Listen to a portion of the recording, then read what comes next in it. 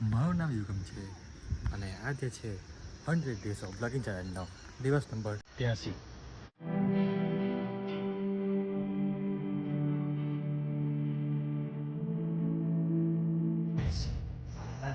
ઠાકાણ ભરા વ્લોગ પછી ઠાકાણ ભરા દિવસ પછી જે મસ્ત આરામ કરે ભાઈ. બપોર કેટલા 12-1 વાગે જેવું ઉઠો ભાઈ. ખાધું પડું ખાઈ રીતે મસ્ત ખાધું પછી પાછા હોઈ ગયો અને બસ હમણાં વાગ્યા છે 6:30 ને 6 વાગ્યા છે.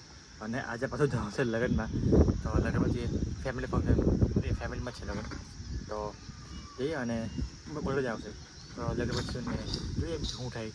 અને ભાઈ ડિસાઇડ થયા છે તમને દેખાવું ડિસાઇડ જેવી ત્યાં છે. અને આ અઠવાડિયે બળ્યો ને તો બહારનું ખાવાનું પાણી બદલાવે ને તો ઘણું દુખાવાનું છે. તો જોવું કદાચ ટાઈમ હશે તો દવા બી લઈ આવીશું. એમ તો વાંધો તો નહીં આવે, તો બી પેલી કફ શું કહેવાય એ આવે પેલી કફવાળી કોઈ એ લઈ લે પછી મેડિકલ પર. તો અને આ ટાઈમનું કંઈ આઉટફિટ છે બરાબર. તો જઈએ નીચે અને રિસર્ચ તમે દેખાવ તને મસ્ત દેખાય છે. ઈચ્છો બેન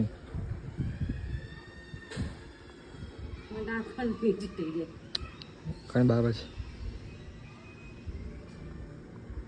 એવું તો કામ મોં કરે પણ બસ ચાલો ગુસ્સો નહીં કરવાનો. એવું નહીં કહેવાય, એવું મોં નહીં કહેવાય. ઊભી રહે ચાલ ઉભી જાય આવે છે ઈચ્છો એમ તો કઈ એમ હા એમ હા દીચું એમ કરણી ફોટો સ્ટાઇલ કરો દીચું એમ પોઝ કરવાનું ને એમ નહીં નહીં ભાવ ફોટો દીચું પેલું કાલે કુકુ કેવું હતું કે કુકુ કાઉ કાઉ લુસી ઋષિ ના પેલું તો આપણે ભૂમાં ભોલે બાબા કે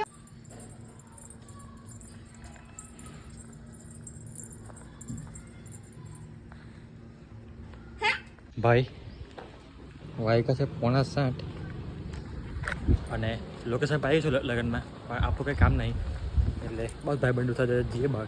થોડોક ટાઈમ તો પછી આવીએ ભાઈ પાછા રહેવું તો જોઈએ પણ તો 5-10 મિનિટ માઇન્ડ ફ્રેશ કરીને આવીએ ફ્રેન્ડ સાથે પછી જઈએ પાછું. હવે રાત સુધી અહીંયા જ છે.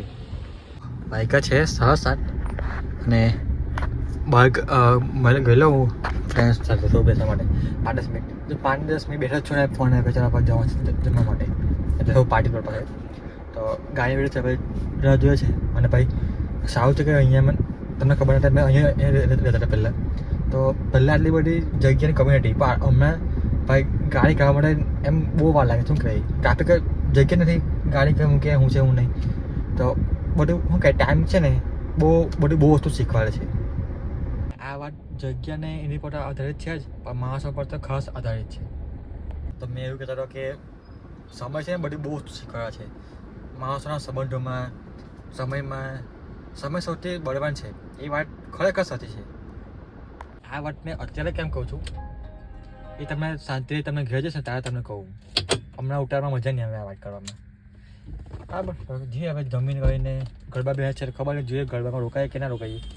એમ તો અત્યારે કાલે સેકન્ડ પર છે એટલે વાંધો નહીં. એમ તો જોઈશું જેવું છે એવું. ઉભરે જા મત તા ફોટા પાડો ને આ દાદા છો ઉભી રે અહીંયા આવ બીજો હે ના ના ના ના દાદા ફોટા નહીં પાડવાના મેં.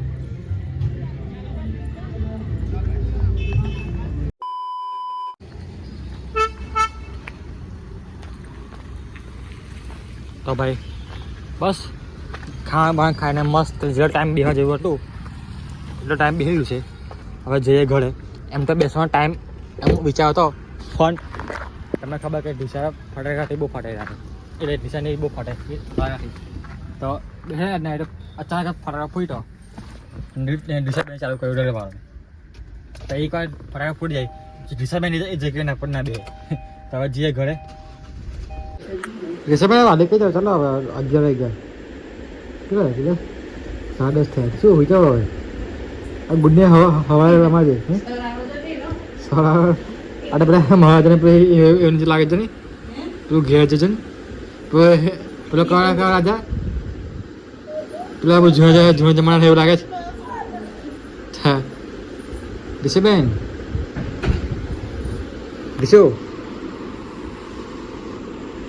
ભાઈ શું કરે છે ગોડી મંગી પહેર્યા